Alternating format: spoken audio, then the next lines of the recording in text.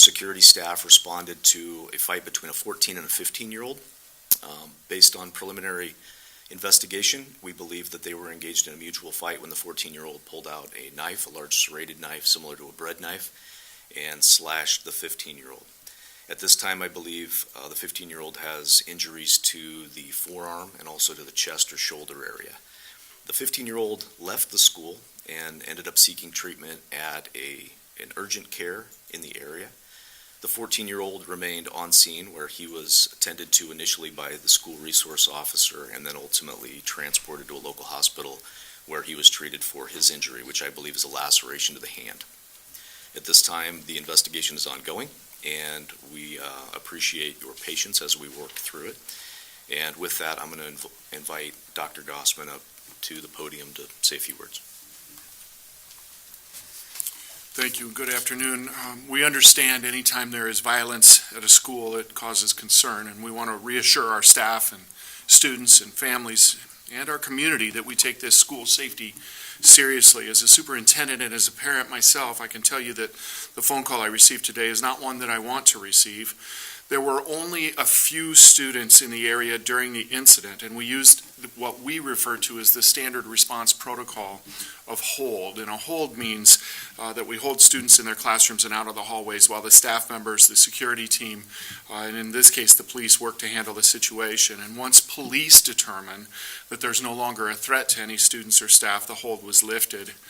I want to commend our staff members for responding so quickly using this standard response protocol to keep the area clear. They also remained incredibly calm, and they supported the students, even the students who were not involved in this incident. One of our administrators acted quickly to neutralize the situation. We're thankful for that administrator and to that administrator who stepped in, broke up the altercation, and clearly prevented more serious injuries from occurring. Our staff and students at Lincoln High were able to return to their routines and get back to teaching and learning relatively quickly, and we commend them for limiting the disruption and moving forward with the day. The reports that we've received thus far indicate that there were minor injuries for both students, but the police department, and I want to say how much we appreciate the partnership that we have with Lincoln Police, have assured us that this was an isolated incident and there is no active threat to students or staff at Lincoln High School. I want to assure the community that the students involved will face consequences outside of just the consequences with the legal system, but with the school. But of course, due to student privacy, I will not be able to share those consequences with the community. We appreciate our school resource officer and Lincoln Police for their quick and thorough response, and we will continue to cooperate with them as they investigate this incident that we believe is serious, but isolated. Again, we understand that any time there's a mention of violence at school, it causes concern, and we want to reassure staff, students, families, and our community that we take this seriously. If you see or hear anything, we send this plea to our community. If you see or hear anything that causes concern, please contact the Lincoln Police at 402-441-6000. Any LPS staff member certainly can take that information, or we always have the green Safe to Say button right on our website. Thank you. Any questions? Were the injuries stabbing or slashing? Slashing. That's my understanding, yes.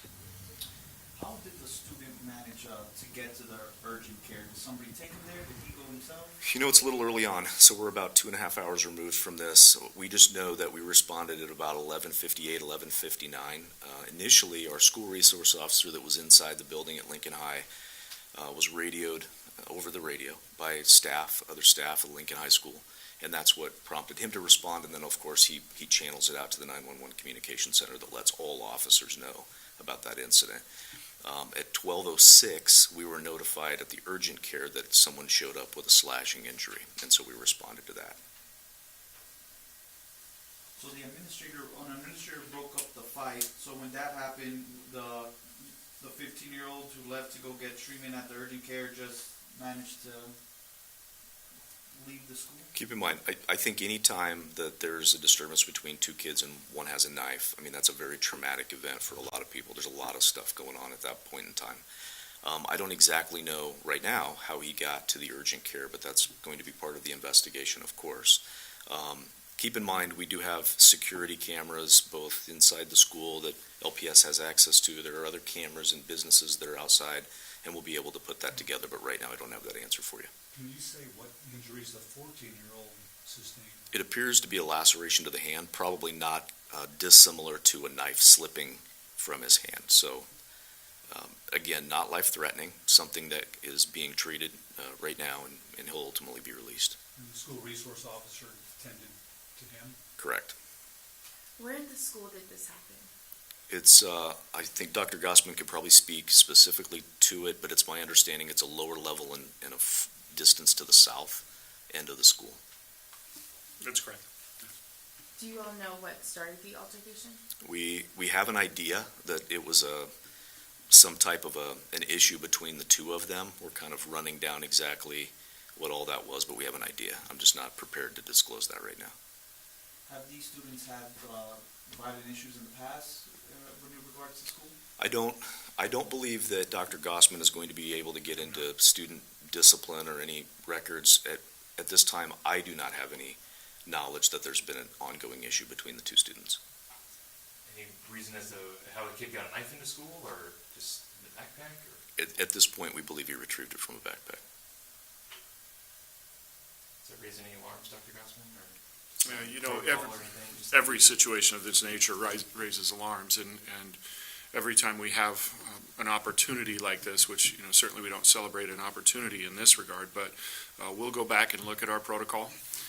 We have an incredible safety protocol in this district, and I'm confident that our teams will meet together with our partners, review the incident, and see what we could do differently to prevent any challenges again in the future, but it will just take some time to do that work.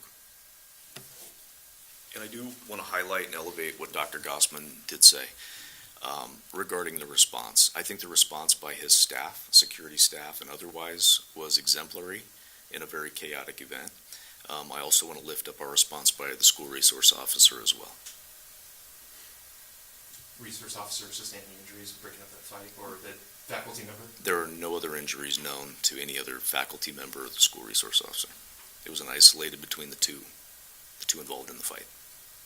Is there any idea what will happen to the student who stabbed the other student? Yeah, so right now we are looking at charges, of course, being a juvenile, it's a referral, and then it's a conversation with juvenile probation on whether or not they're lodged. Right now, we're evaluating whether or not it's appropriate for a second-degree assault, use of a weapon to commit a felony. Is he being detained at all by LPD? Currently, he's being treated, and then we'll evaluate where he goes from there. What's the next step? Just continuing the investigation? Right. I mean, obviously, we know what we know right now, but there's going to be other information, either Snapchat videos, other information that people might have about any, the issue that really kind of boiled over today. We've got a lot of video to pour through, and so anybody that does have information, you're always encouraged to call us at 441-6000 or at Crime Stoppers if you feel appropriate. But again, we believe this is an isolated incident, and we're grateful that the injuries were not more serious. And again, I'm appreciative to the staff of Lincoln High School for being very prompt. Were there other students around to witness what went down? I believe so, but I can't give you a number. Can't either. Very few. Very few.